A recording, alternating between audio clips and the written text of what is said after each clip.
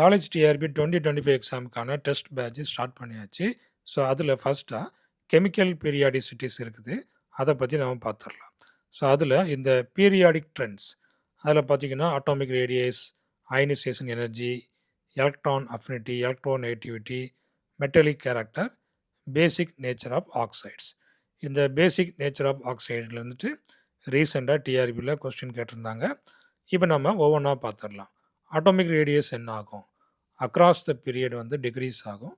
Down the group பார்த்தீங்கன்னா, அது increase ஆகும். அயனைசேஷன் எனர்ஜி பார்த்தீங்கன்னா, அக்ராஸ் த பீரியட் அதாவது லெஃப்ட் டூ ரைட் பார்த்தீங்கன்னா இன்கிரீஸ் ஆகும். டாப் டூ பாட்டம் பார்த்தீங்கன்னா டிக்ரீஸ் ஆகும். அடுத்ததா electron affinity across the period அதாவது லெஃப்ட் டூ ரைட் பார்த்தீங்கன்னா மோர் நெகட்டிவ்.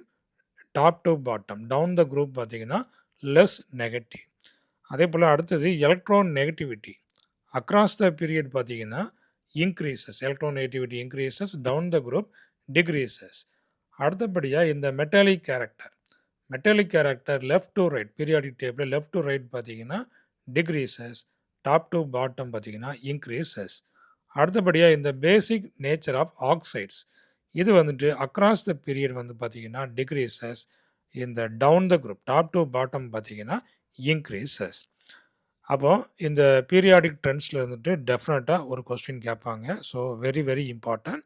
இதே போல் நிறைய கொஸ்டின் வேணும் அப்படின்னாச்சுன்னா என்னுடைய சேனலை சப்ஸ்கிரைப் பண்ணிடுங்க.